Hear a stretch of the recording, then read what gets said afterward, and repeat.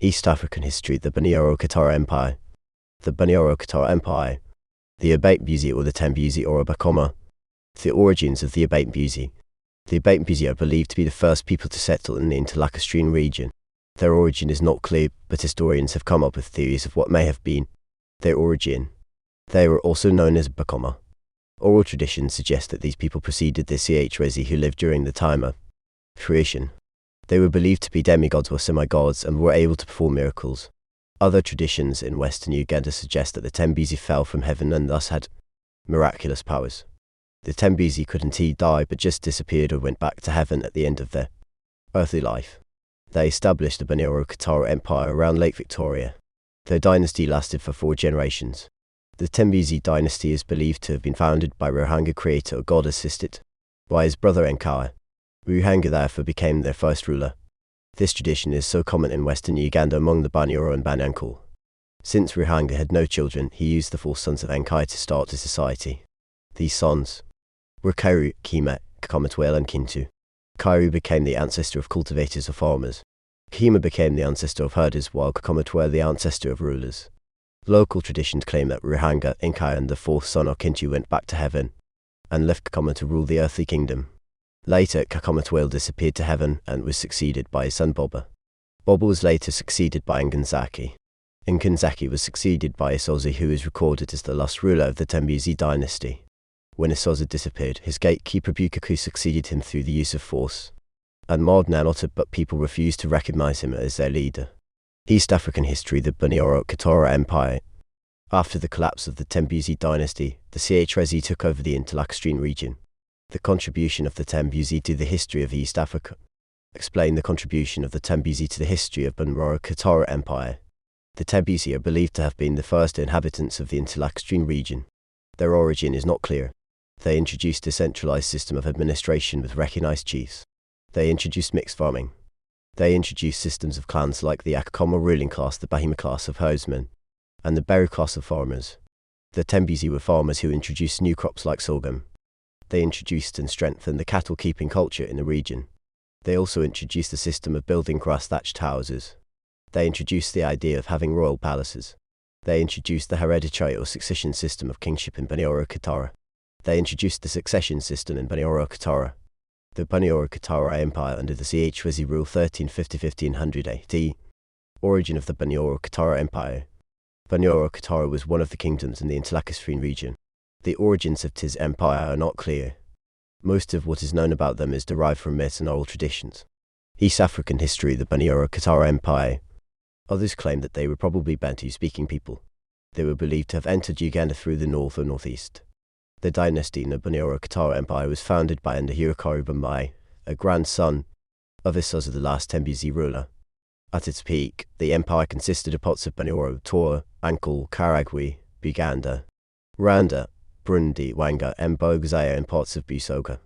Its capital was at Bigobaa, Mugini.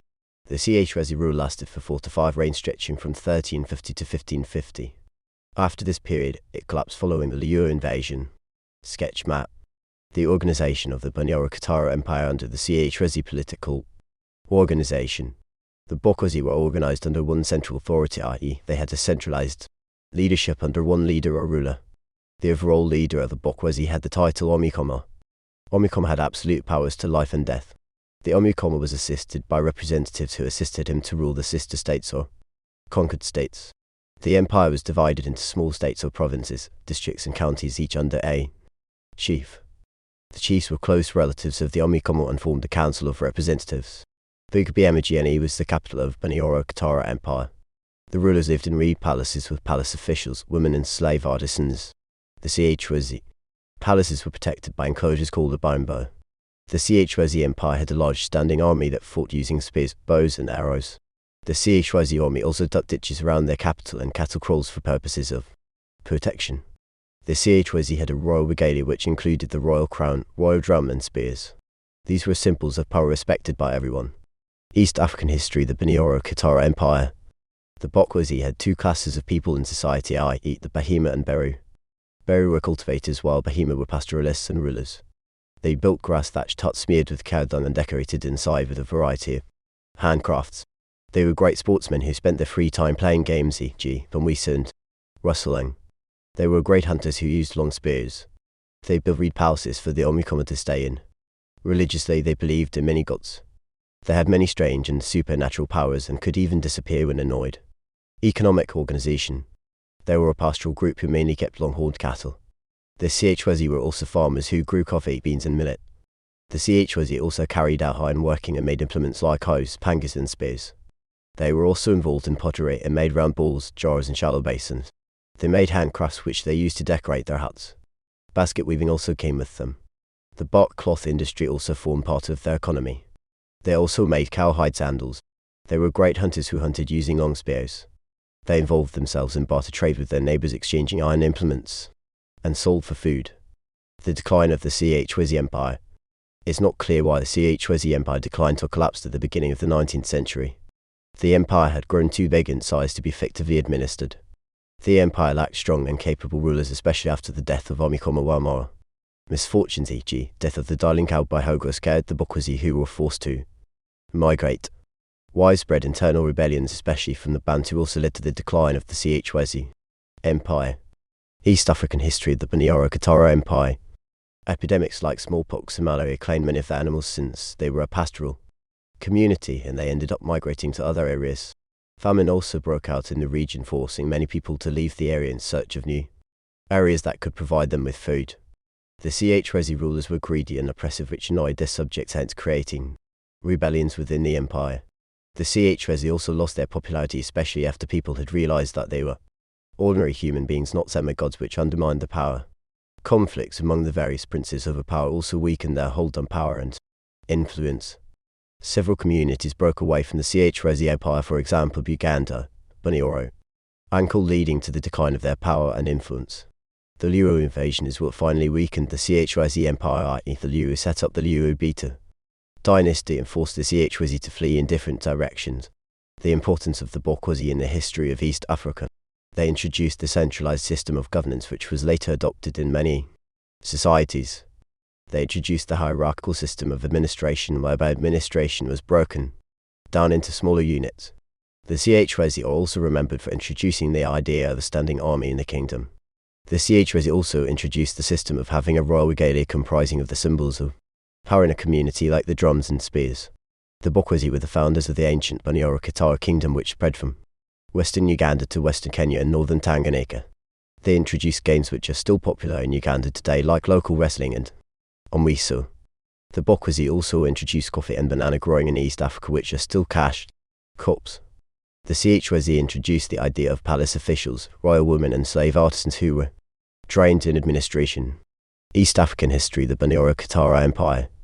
The Bokwezi introduced the idea of royal enclosures of bamboo in palaces such as Biko, Muben and Tusi and Kaibenga. These were mainly for protecting cattle. The Chwezi also introduced the idea of grass-thatched houses smeared with cow dung and decorated with a variety of handcrafts inside. The Chwezi also introduced social classes in society, especially in western Uganda, where the Bearer are the cultivators and subjects, while the Bahima are the cattle keepers and ruling class. They introduced iron working and they made implements such as spears, pangas, hoes, etc. They discovered hot springs like Kitagota in western Uganda. They also developed the art and craft industry, e.g. they introduced basket weaving. They also introduced bark cloth manufacture. The Bunyoro Kingdom. Origins. The Kingdom of Bunyoro came up after the collapse of the Chwezi or Bunyoro Kitara Empire. It began as a small kingdom under the Babita rulers. Local traditions state that the Singoma Rukidi Mpuga was the founder of Bunyoro Kingdom. Bunyoro was made up of provinces or esozas ruled by the chiefs. The growth and expansion of Bunyoro greatly depended on its rulers, i.e. Abakoma G. Omikoma Kamirosi 1850-1869 and Omikoma Kabaga 1870-1897. The kingdom stretched as far as Buganda, Toro and Ankle in the west to Busoga in the east, and West Nile in the north. Factors for the growth and expansion of Bunyoro. The presence of able leadership, i.e. Bunyoro was gifted with strong, active and ambitious leaders, for example Omikoma Kamirosi and Omikoma Kabaga, who expanded the kingdom. The kingdom had a highly developed centralized system of administration which ensured easy administration. The strong army of Arusula built by Kabaga also contributed to the growth of Bunyoro. It was armed with guns got through trade with the Khartoumers and coastal Arabs. Bunyoro was also gifted with fertile soils which ensured constant supply of bananas, yams. East African history. The Bunyoro Kitara Empire